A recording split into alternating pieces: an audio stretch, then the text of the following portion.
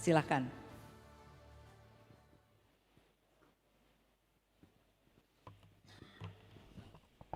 Ya mau jalan-jalan tapi belum makan, jadinya nanti kalau pingsan gimana?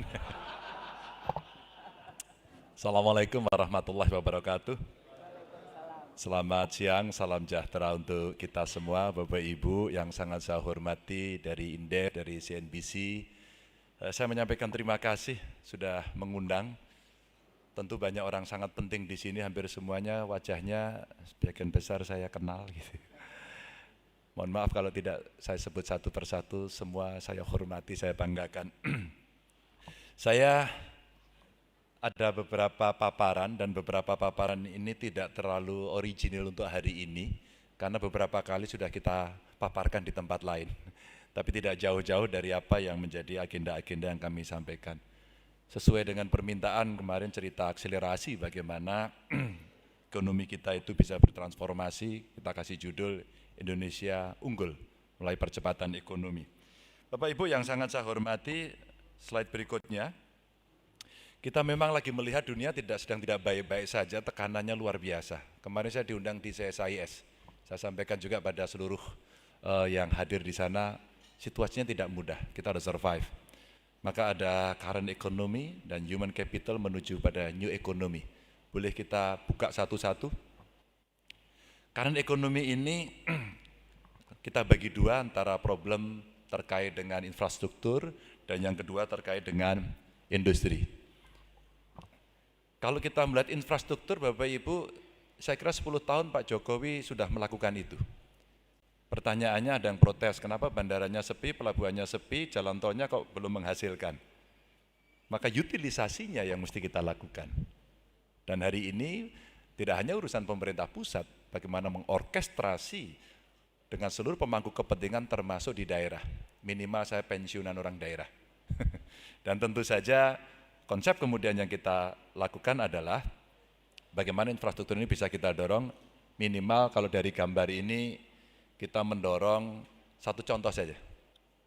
Ketika kemudian ada dari keluarga miskin kita jadikan sarjana, dia sekolahnya dari desa ke kota. Kemudian kita harapkan nanti dia akan kembali ke desa, dan di desa dia akan membangun desanya. Insentif yang diberikan, pelindungan yang diberikan, akses yang diberikan kepada mereka, yang kita harapkan kemudian ini bisa menjadi inisiatif untuk tumbuh bersama, dan bisa meningkatkan nilai tambah dari infrastruktur yang ada, dan tentu saja kotanya tidak makin berat karena kemudian terjadi migrasi, dan desanya bisa tumbuh tapi menjaga lokalitas yang ada di desa, dan desanya jangan dijadikan kota. Biarkan lokalitasnya muncul, biarkan kearifannya muncul. Maka ada istilah kami kalau orang Jawa itu negoro mawa toto, desa mawa coro. Biarkan cara berkembang, tidak harus ditata, sehingga nanti dalam konteks governance-nya juga mesti memperhatikan gaya desa. Jangan sampai jadi birokratisasi yang ada di desa membuat sangat rumit. Ini beberapa contoh, dan dari desa ini ada catatan bagaimana kita bisa mandiri pangan dan ketersediaan infrastruktur digital yang kita harapkan itu akan mampu mendorong segala potensi kreativitas yang ada di desa. Berikutnya, maka kalau kita melihat dari sisi industrinya, Bapak Ibu yang sangat saya hormati, ada top 3 dari komoditas ya, mulai bahan bakar dari mineral kita yang cukup besar nilainya, lalu ada biji mineral kita yang cukup besar, dan karet. Tapi karet ini lagi agak tenggelam, dan kemarin saya dari Palembang, dari Lampung, mereka bercerita, Pak tolong kami Pak, karet kami harganya hancur. Sudah pupuknya mahal, obat-obatannya mahal, dan kemudian tertuduhnya adalah pemerintah. Mereka menyampaikan, tolonglah kami. Kejadian serupa beberapa waktu sebelumnya terjadi di sawit. Dengan buah sawit itu, tandan buah segarnya itu harganya sampai terpuruk sampai 500 perak. Sekarang sudah naik menjadi 2.000, sudah cukup bisa menolong. Dan tentu saja proses industrialisasi yang bisa kita lakukan mulai dari besi baja, contoh tadi minyak sawit, kimia dasar organik yang bersumber dari hasil pertanian dengan nilai-nilai yang saya tuliskan di sana. Sampai kemudian setelah dari komoditas yang ada masuk pada industrialisasi adalah komersialisasi. Saya kasih contoh produk lokal saja. Ini ada 2 produk lokal yang menurut saya punya nilai kebanggaan karena dia bisa menjelajah ke banyak negara. Ada dari Indofood, ada dari Wings. Namun demikian Bapak Ibu, dari investasi yang ada ini tidak hanya untuk melihat jumlah uang yang masuk saja, tapi bagaimana output yang bisa dihasilkan. Kalau kemudian investasi masuk tapi ICOR kita masih 7,6, rasanya ya inefisiensi masih terjadi di mana-mana. Ya. Terus kemudian kita coba meningkatkan efisiensi investasi, paling tidak target ICOR-nya itu bisa 4%. Kalau bisa naik itu, apa kira-kira yang mesti kita agendakan adalah menggandeng perusahaan lokal dan global untuk membangun industri. Banyak sekali perusahaan besar yang ada di Indonesia, banyak sekali. Tapi peran kita yang bisa digandeng mereka yang mana? Kita tetap menjadi market yang potensial. Sekali lagi, market terus. Kapan kita bisa membalik, bisa menggandeng mereka untuk kita sama-sama bisa menjadi produsen. Maka kerjasama dengan periset, pemasok, SDM dalam negeri penting. Ini termasuk bagian dari diskusi kami dengan para peneliti Indonesia, ex-LIPI yang sekarang ada di BRIN juga, dan mereka cerita, Pak Ganjar kenapa sih kemudian kami ini dicuekin? Sudah biaya riset kita kecil sekali, coba dong, dorong sampai 1% aja jadi DGP. Maka kita sebenarnya punya semangat untuk meriset dan kita punya kekuatan yang luar biasa, bahkan anak-anak muda kita sudah menghasilkan riset-riset itu sampai dipakai keluar. Tentu saja ini juga tidak akan bisa jalan kalau kemudian tidak ada kepastian hukum. Ya, hari ini jelang-jelang pemilu begini, investasi sekarang agak sedikit mandek, semua wait and see ya Mbak, wait and see. Ya tunggu dulu lah, besok seperti apa, orientasi kira-kira para capres seperti apa, apakah kemudian akan kejam, atau agak sedikit longgar, atau kemudian memastikan bahwa kalau saya berinvestasi tidak akan terganggu pada pergantian kekuasaan berikutnya. Ini terjadi Bapak Ibu, dan saya bicara dengan banyak investor dalam dan luar negeri menyampaikan ini. Insentif pajak untuk pengusaha industri mesti kita berikan agar kemudian ini mendongkrak industrialisasi yang berjalan. Budget R&D-nya tadi saya sampaikan mesti naik, lapangan kerja bisa naik, dan kemudian upskilling pekerja yang ada di Indonesia. Momentum ini mesti kita pakai karena kita punya bonus demografi. Kira-kira berapa? 10-13 tahun ke depan? Jangan sampai ini menjadi malapetaka demografi. Maka kenapa pendidikan tadi menjadi penting kita tampilkan yang pertama, harapan kita akses-akses inilah yang bisa kita dorong. Pengalamannya Bapak Ibu, kalau pendidikannya baik, dia dari keluarga miskin, rata-rata si orang yang berpendidikan baik ini dia akan mengangkat kemiskinan di keluarganya. Kecuali mereka yang miskinnya ekstrim, yang kira-kira masuk di desil 1 itu. Kalau dia masuk di desil 1, ya sudah, fakir miskin, anak terlantar, mereka tidak terlalu bisa mandiri, ya boleh kita kasih. Tapi yang lain yang punya potensi ini mesti kita tingkatkan agar mereka bisa melakukan itu. Setidaknya itu pengalaman pribadi saya. Kalau kita tidak sekolah tinggi, tidak punya pengetahuan yang cukup, saya nggak yakin Indef ngundang saya ke sini. Lanjut. Bapak Ibu yang sangat saya hormati, kita masuk pada human capital. Maka bagaimana kita mengendarai SDM menuju Indonesia unggul ini. Maka kalau saya boleh menyampaikan cerita PISA skor kita yang masih sangat rendah, lalu ada prevalensi stunting, ya, yang kita harapkan ini bisa kita tekan, termasuk sebenarnya AKI-AKB, angka kematian ibu melahirkan dan angka kematian balita. Maka saya punya pengalaman ini, di mana tiba-tiba ada orang asing datang melakukan supervisi dan kemudian ditanyakan, AKI Anda itu tinggi loh. Waktu itu saya sebagai gubernur baru, saya tidak ngerti indeks ini. Jadi terasa, apa sih ini? Ternyata ini indeks yang begitu pentingnya buat kita. Namun inspirasi datang dari seorang bidan yang mengatakan bahwa Pak Ganjar di Jawa Tengah itu AKI tertinggi ada di Brebes. Tapi catat Pak, yang kedua itu ada di kota Semarang. Menarik, satu daerahnya luas dan miskin, yang satu kota yang sangat maju, paling maju di Jawa Tengah. Lalu apa yang terjadi? Ternyata komunikasi. Dan kita mesti aware pada ibu hamil. Maka saya buatkan program nginceng wong meteng waktu itu. Ya kan, ketawa kan, kalau saya programnya memeriksakan ibu hamil, periksa kandungan rutin, pasti nggak menarik. Begitu bilang nginceng wong meteng, tertarik semua. Maka nempel di sini, apa yang kita inceng? Pastikan ibu yang hamil itu sudah periksa. Nggak ada nginceng itu gini, nggak ada. Nginceng itu pasti gini. Membidik, serius, fokus. Cari ibu hamil. Setelah saya tanya pada ahli-ahli kesehatan, ternyata 20% kandungannya itu bermasalah dan punya risiko tinggi. Bapak Ibu, ini pencegahan stunting yang pertama. Dia hanya butuh periksa rutin, begitu ketahuan yang 20% itu kita intervensi. Hanya butuh itu saja. Jadi butuh orang yang rajin, ibu-ibu PKK, kayak Dasawisma, kayak Posyandu, kayak aktivis, kayak terserah. Dan kita ajak perguruan tinggi dengan one student, one client. Jadi perguruan tinggi yang mau peduli, dia mendampingi ibu hamil sampai melahirkan.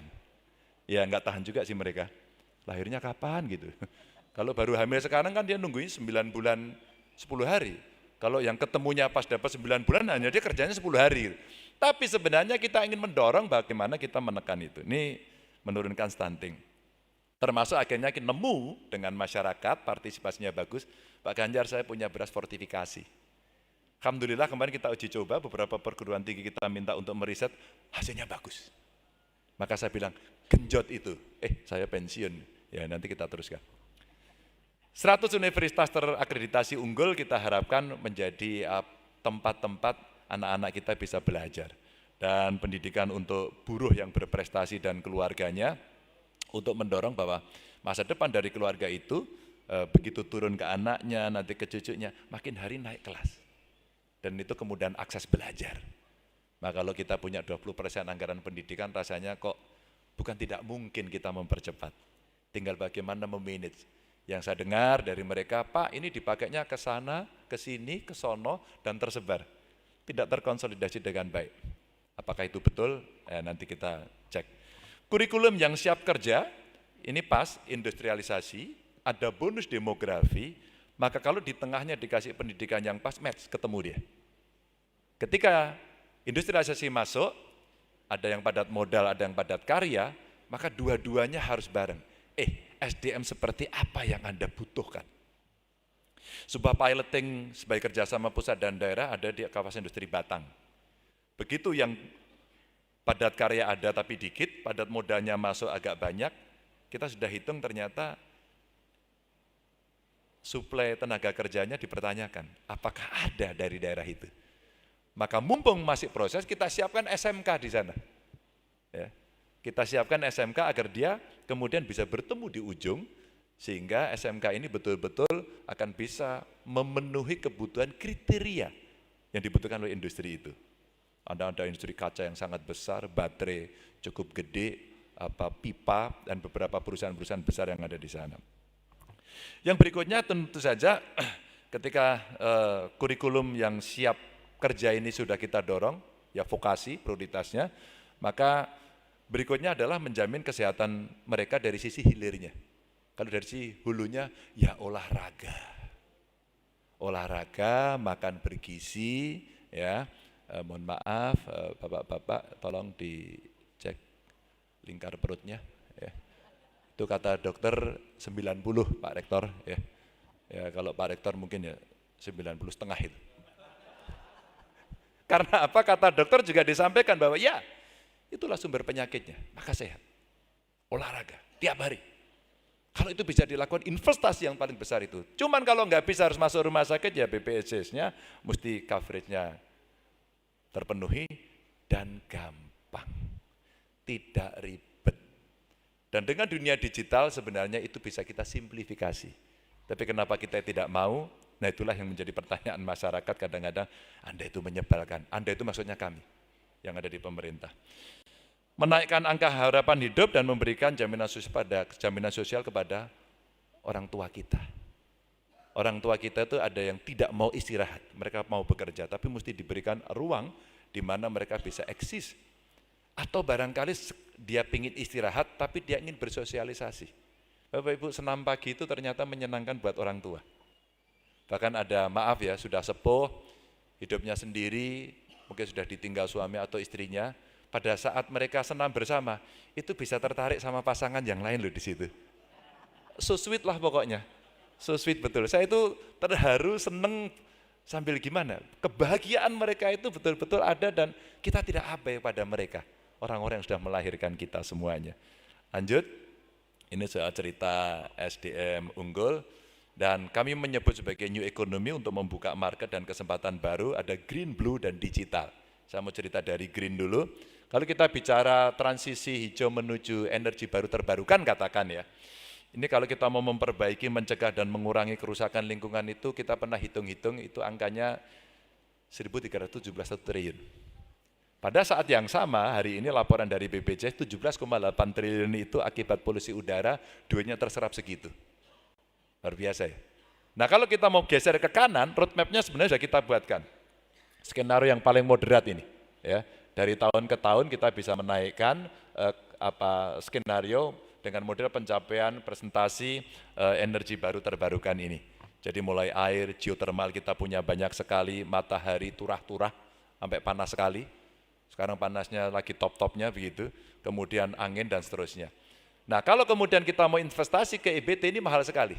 Maka kemarin saya tawarkan pada investor-investor dunia dan dalam negeri. Mau nggak kita ada punya potensi 1.300 triliun Anda untuk investasi? Kalau iya, maka pelan-pelan transformasi energinya akan berjalan, relatif energinya akan makin bersih. Relatif akan bersih. Tapi ada yang nggak setuju. Anda investasi di sini, Anda juga membutuhkan energi yang besar. Biasanya yang ngomong gitu pasti dia punya energi cadangan yang sekarang ada. Ya energi yang orang bilang energi kotor lah, fosil gitu, katanya begitu. Dan kalau kemudian kita bergeser ke kanan, Bapak Ibu, potensi lapangan kerja terserap dari EBT 3,7. Tapi kita lihat nanti di slide berikutnya, slide sebelumnya tadi bahwa SDM-nya mesti kita siapkan. Jadi bisa masuk.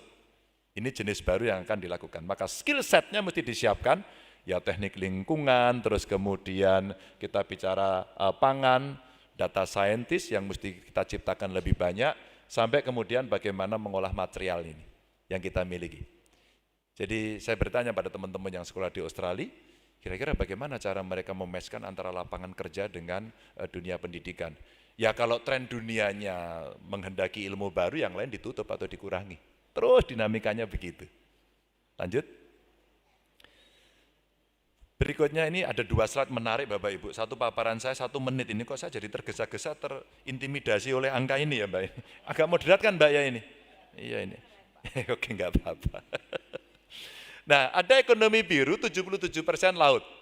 7,6% dari laut itu yang bisa disumbangkan dari GDP kita. Masih kurang. Pak Arief kemarin di IJMI saya ceritakan juga hal yang sama. Dan kita butuh riset dari kampus, pelaku usaha, ya, dan kemudian kita bisa mewujudkan untuk kita rubah menjadi kebijakan publik. Dan itu bisa dilakukan dengan percepatan. Kalau nggak cepat kita diambil orang. Illegal fishing, terus kemudian potensi budidaya yang belum, itu bisa dilakukan. Dan kalau kita bicara sustainable fishing, kita melihat dari 12 ke 15. Menjadi perdebatan sampai hari ini belum usai. Apakah kemudian penangkapan terukur itu cocok atau tidak? Kalau nelayan urusannya pokoknya saya gampang aja lah, BBM-nya saya gampang, modal untuk bisa ke laut juga ada gitu kan, dan nanti pulang ada pembeli yang baik, itu cita-citanya. Dan kita belum bisa mengatur itu dengan baik, mesti kita akui. Tapi sisi lain ada potensi blue carbon credit. Ini yang coba kita tawarkan, dan ternyata kemarin pada saat saya diundang di CSIS, anak muda itu tertarik. Dia punya gerakan ini di antara mereka. Kenapa kami tidak dilibatkan? Oh sorry bro, saya tidak tahu. Kalau setelah selesai ini, kita keluar dari sini, Anda ketemu saya. Apa yang sudah ada? Mari kita kampanyekan ini. Diplomat kita bisa kok kita ajak. Dalam kepemimpinan ASEAN sebenarnya kita bisa ambil untuk bicara kita carbon credit ini. Sampai carbon tradingnya, dan kita mintakan teman-teman di Eropa, di Amerika untuk mensosialisasikan ini. Jadi kita akan punya kekuatan yang cukup bagus. Dan tentu ada dunia wisata yang tadi skill set-nya juga mesti kita siapkan dengan baik. Lanjut. Next. Maka Bapak Ibu, sampailah kemudian pada era digital dengan daulat digital yang kita mau. Infrastrukturnya mesti baik. Maka kemarin ketika terjadi kasus kita mesti belajar betul. Kita itu mau bangun infrastruktur saja, kalau aparatusnya kemudian tidak punya integritas yang tinggi, di mindsetnya tidak anti korupsi, maka terjadilah kejadian itu. Pasti kita menyesalkan semua. Dan itulah yang kemudian melakukan perlambatan-perlambatan bagaimana digitalisasi bisa dilakukan di Republik ini. E-commerce, game AI, meskipun AI sekarang juga jadi persoalan di banyak negara, tapi faktanya ini sekarang ada dan bisa menjadi sesuatu yang membuat manusia lebih mudah. Ya, membuat manusia lebih, itu positifnya. Dan kalau kita melihat dari sisi e-commerce annual national spending kita ranking ke-11 dan angkanya sebenarnya cukup tinggi, ya. Dan tentu saja kita mesti taat regulasi yang fair, transaksi di dalam negeri dan menggunakan rupiah, SDM yang naik kelas.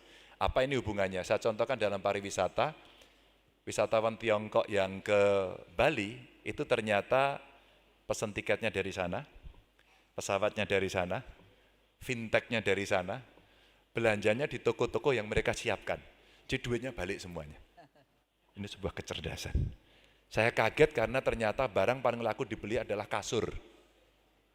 Ternyata si kasur ini adalah barang yang ditaruh di Bali dan diskonnya paling tinggi sampai 70%. Latex. Dan ternyata barangnya tidak ada di sana. Barangnya juga made in sana. Jadi sambil piknik belinya kasur. Menarik kan? Tapi dikirimnya dari sana ke sana, tidak di sini sama sekali. Terbayangkan nggak oleh kita sistem dan mekanisme yang seperti itu berjalan. Yang kedua, digital infrastructure yang ada, sebenarnya kita itu listriknya surplus, dan kemudian ada potensi yang bisa kita serap untuk data center kita. Sehingga kita membangun data center yang lebih banyak untuk bisa mengembangkan industri digital di tempat kita. Dan mesti secure dan kemudian mesti sustainable. Ini yang hari ini kita ngomong sampai dengan siang tadi saya bicara, satu data Indonesia belum selesai sampai hari ini. Dan belum ada troubleshootingnya. Padahal kalau satu data itu beres, maka kita tidak akan berdebat dengan siapapun terkait dengan berapa hasil pangan kita, berapa impor yang kita butuhkan. Masih ada lagi? Ya. Slide-nya? Terakhir, pas. Maka kita gaspol. Gaspol. Anggarannya mesti naik. Ya, seluruh ekonomi yang ilegal kita pantau untuk menjadi legal, on the table ekonomi mesti on the table, itulah transparansi. Ya. Dan kemudian melakukan sesuatu yang simple mekanisme wabil khusus ini pembayaran pajak. Mau bayar pajak aja sulit, udah bayar hilang, orang ngamuk semuanya, maka pendapatan kita kemudian tidak pernah optimal.